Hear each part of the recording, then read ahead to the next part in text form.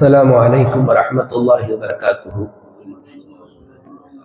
نحمد الله العظيم نصلي ونسلم على الرسول الكريم أما بعد. قال الله سبحانه وتعالى في كلامه القديم: أعوذ بالله من الشيطان الرجيم، بسم الله الرحمن الرحيم. ولا ينبئك مثل خبير آمنا بالله صدق الله مولانا العظيم. சங்கைக்கும் மிகுந்த மரியாதைக்கும் உரித்தான மேலான பெரியோர்களே, பாசத்திற்குரிய சகோதரர்களே, நற்பாக்கியங்கள் நிறைந்த நமது நாயகம் ஸல்லல்லாஹு அலைஹி வஸல்லம் அவர்களின் உம்மத்துமார்களே, அல்லாஹ் ரப்புல் ஆலமீன் இன்று ஓதப்பட்ட சூரத்து ஃபாத்திர், அந்த சூரத்து ஃபாத்திர் என்கிற சூறாவிலே அல்லாஹ் பல்வேறு நல்ல தகவல்களை, குறிப்பாக அவனுடைய வல்லமையை குறித்து பேசிக்கொண்டே வருகிறான். இரவை பகலில் நுழைப்பதாக, பகலை இரவில் நுழைப்பதாக, சூரியனை சந்திரனை வசப்படுத்தி கொடுத்திருப்பதாக, அவை ஒவ்வொன்றும் அவைகளுக்கு நியமிக்கப்பட்ட அந்த காலங்கள் வரை அது ஓடிக்கொண்டே இருக்கும், நிற்காது என்பதாக அல்லாஹ் பேசுகிறான். அப்படியே தொடர்ந்து அற்புதமான தகவல். நீங்க எப்பொழுதுமே குர்ஆனை ஓதுகிற போது வெறுமனே ஓதிவிட்டு நீங்கள் கடந்து விடாதீர்கள். இடைக்கடை அடிக்கடி அதனுடைய பொருள்களையும் அப்படியே பாருங்கள், படித்து பாருங்கள். அல்லாஹு அக்பர். அழகான பல நல்ல செய்திகள். அல்லாஹ் ரப்புல் ஆலமீன் ஒவ்வொன்றையும் மிக தெளிவாக அவன்தான் காற்றை அனுப்பி மழையை பொழிய வைத்து அந்த மலையின் மூலமாக செடி கொடிகளை முளைக்க செய்கிறான் அப்படின்னு சொல்லிட்டு இடையில தன்னுடைய அந்த பாயிண்ட் அல்லாஹ் சொல்லுவான். எப்படி? இப்படித்தான் நாங்க உங்களை கபூர்ல இருந்து எழுப்புவோம். அதுதானே பல பேர் நம்பாம இருக்காங்க. நமக்கு உறுதியான ஈமான் இருக்கு. என்னன்னா, இந்த உலகத்துல வாழ்ந்து உலகத்தை விட்டு சென்ற பிறகு கொஞ்ச காலம் கபரில இருப்போம், அதை தொடர்ந்து நம்ம மறுமையில எழுப்பப்படுவோம். இப்ப எழுப்பப்படுதல் என்பதுல அந்த நேரத்தில் ஸல்லல்லாஹு அலைஹி வஸல்லம் காலத்தில் வாழ்ந்த மக்கத்து காபிர்களுக்கு பெருங்கொண்ட சந்தேகம் இருந்துச்சு. அது எப்படி மக்கி போய் எலும்பு எங்க இருக்குது, சதை எங்க இருக்குது, எது எங்க இருக்குதுன்னே தெரியாத ஒரு சடலத்தை அல்லாஹ் எப்படி எழுப்புவான் என்றெல்லாம் நபியிடத்தில் வந்து கேட்டார்கள். அப்ப அல்லாஹ் சொன்னான், நீங்க ஒரு வறண்ட பூமியை பாருங்க. அவனே சொல்றான், ஒரு வறட்சியான பூமியை பாருங்க. இன்னைக்கு நேத்து அந்த பூமி மழையே பார்த்திருக்காது, அந்த மாதிரி ஒரு பூமியை பாருங்க. நான் அதுல மழையை பொழிய வைக்கிறேன். திடீர்னு அப்படியே புயல் அது இதுன்னு வந்து மழை பொழியுது. மழை பொழிந்து ஒரு வாரத்தில் பார்த்தீங்கன்னா அப்படியே செடி கொடிகள்லாம் வருது. இது எப்படி வருது? இது வருவது சாத்தியம் என்று சொன்னால் நான் உங்களை மறுபடியும் எழுப்புவது எனக்கு சாத்தியமான ஒன்று. ஏற்கனவே நான் உங்களை ஒரு முறை படைச்சிருக்கிறேன், உலகத்தில் வாழ வச்சிருக்கிறேன், பின்னர் உங்களை எழுப்பத்தானே போகிறேன் என்று அல்லாஹ் தன்னுடைய வல்லமையை ரொம்ப அற்புதமாக பேசுகிறான். இரவை பகலில் நுழைக்கிறான் என்றால் என்ன பொருள்? குளிர்காலத்தில் அல்லாஹ் பகலை இரவுக்குள் நுழைத்து இரவை அதிகப்படுத்துவான். பார்த்திருப்பீர்கள், ஒரு 6:15 மணிக்கெல்லாம் இருட்டிவிடும், காலையில் 6:15 பிறகுதான் விடியும். அதுபோல பகலை இரவை பகலில் நுழைத்து பகலை நீளமாக்குவான். வெயில் காலத்தில் பார்த்தீர்கள் என்றால் 5 மணி சுமாருக்கெல்லாம் நமக்கு தொழுகையினுடைய வக்து வந்துவிடும். 6:45 மணிக்குத்தான் மக்ரிப் எல்லாம் வரும். அப்ப இது அல்லாஹுடைய ஏற்பாடு. அதே மாதிரி சூரியன் சந்திரனை அல்லாஹ் நமக்காக வேண்டி வசப்படுத்தி கொடுத்து ஒரு நாளாவது அது நின்றுக்குதா, நான் இன்னைக்கு உதிக்கலப்பா, எனக்கு சம்பளம் போதாதுன்னு என்னைக்காவது அது போராட்டம் பண்ணி நான் உதயமாக மாட்டேன் என்றோ அல்லது நான் அஸ்தமமாக மாட்டேன் என்று சொல்லியிருக்குதா? அல்லாஹ் அக்பர். அப்ப அல்லாஹுடைய வல்லமையை நினைச்சு பார்க்கிற போது, படைத்த ரப்புல் ஆலமீன் என்னை இந்த பூமியிலே வாழ வைத்து, நான் ஒரு சாதாரணமான மனிதன், நுதுஃபாவிலிருந்து பிறந்தவன், பின்னர் மையத்தாக ஆக போகிறவன், இந்திரியத்திலிருந்து பிறந்தவன், அதுவும் நஜிஸ், மையத்தாக ஆகிவிட்டால் அதுவும் நஜிஸ், இரண்டுக்கு மத்தியில் வாழக்கூடிய எனக்கு அண்ட சராசரங்களை, வானம் பூமி சூரியன் சந்திரனை வசப்படுத்தி தந்திருக்கிறானே, அது என்னைக்காவது தாமதமாக உதித்து தாமதமாக மறைந்திருக்கிறதா என்று அல்லாஹ் கேட்டுவிட்டு அதை அடுத்து அல்லாஹ் சொல்லுவான், மக்காவில் உண்டான காபிர்கள் என்னை விட்டுவிட்டு வேற எதையோ வணங்குகிறார்கள், அவைகள் என்றாவது ஏதாவது கேட்டால் என்னவென்று அது பதில் சொல்லுமா என்று சொல்லிவிட்டு அல்லாஹ் சொல்லுவான், வலா யுனப்பியுக மிஸ்லு கபீர். இதுதான் என்னுடைய இன்றைய குறிப்பு. வலா யுனப்பியுக மிஸ்லு கபீர். அவனை போல வேறு யாரும் உங்களுக்கு இவ்வளவு தெளிவாக செய்தியை சொல்லிட முடியாது. யாரை போல? அல்லாஹுவை போல. அப்ப அல்லாஹ் எப்படி சொல்லணும்? வலா யுனப்பியுக மிஸ்லுல்லாஹி. அல்லாஹுவை போல் உங்களுக்கு வேற யாரும் செய்தி சொல்ல முடியாது அப்படின்னு சொல்ல வேண்டிய இடத்துல அல்லாஹ் எப்படி சொல்றான்? மிஸ்லு கபீர். செய்தி அறிந்தவனாகிய அவனை போல் வேற யாரும் உங்களுக்கு செய்தி சொல்ல முடியாது.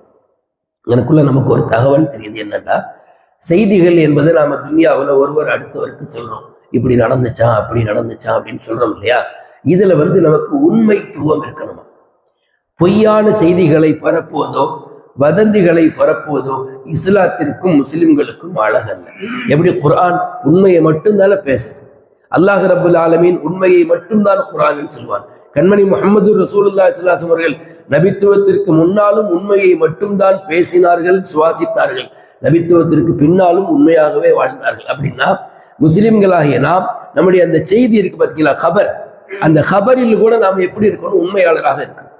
தெரிந்ததை சொல்ல, எப்படி அல்லாஹு தாலா சொல்கிறான், ஒவ்வொன்றையும் இப்படி இப்படி நடக்கும், இன்னென்ன மாதிரி நான் செய்கிறேன், இப்ப சொல்றேன் கேளுங்க, என்னை தவிர வேறு யாருக்கும் அந்த சக்தி இல்லை என்று சொல்லிவிட்டு வலா யுனப்பியோக மிஸ்லு கபீர், அந்த செய்தி தெரிந்த அல்லாஹுவை போல உங்களுக்கு வேற யாரும் செய்தி சொல்ல முடியாது. அப்படின்னா செய்தியில நமக்கு கவனம் இருக்கும். எல்லா செய்திகளையும் நாம சொல்லிடக்கூடாது. குறிப்பாக வாட்ஸ்அப்ல, ஃபேஸ்புக்கில் நாம பார்க்கிற அந்த தகவல்கள் எல்லாத்தையும் ஷேர் பண்ணணும், ஃபார்வர்டு பண்ணணும் என்று ஆசைப்படக்கூடாது. அதில் பல பொய்கள் இருக்கலாம், அதில் பல தவறான தகவல்கள் இருக்கலாம். நான் என்ன கேட்கிறேன், அதை பரப்புறதுனால ஏதாவது 10 நன்மை கிடைக்கும்போதா? நமக்கு அமல்கள் செய்தால் நன்மை, வாயை திறந்து கலிமா லா இலாஹ இல்லல்லாஹ் சொன்னா நன்மை, அப்படிதானே? அல்லது உள்ளத்தில் அல்லாஹுவை பற்றி சிந்தனை கொண்டா நன்மை. இப்படி போன்ல பரப்பினா நன்மை எங்க வந்திருக்கு?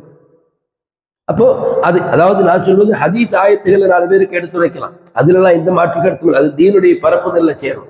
இந்த மாதிரி செய்திகள் வருது பாருங்க, வேற ஏதாவது ஒரு வித்தியாசமான செய்தி, உடனே இதை யார் முதலில் பரப்புகிறாரோ அவருக்கு அந்த இதுக்கே நம்ம போகக்கூடாது. எப்ப அது வதந்தி அல்லது அது நமக்கு நம்பகமான தகவலாக தெரியலையோ அதன் பக்கம் நம்முடைய கவனமே செல்லக்கூடாது. காரணம், நாம முஸ்லிம்கள் உண்மையை மட்டும்தான் பிறருக்கும் சொல்லணும், நாமளும் அதன்படி வாழணும்.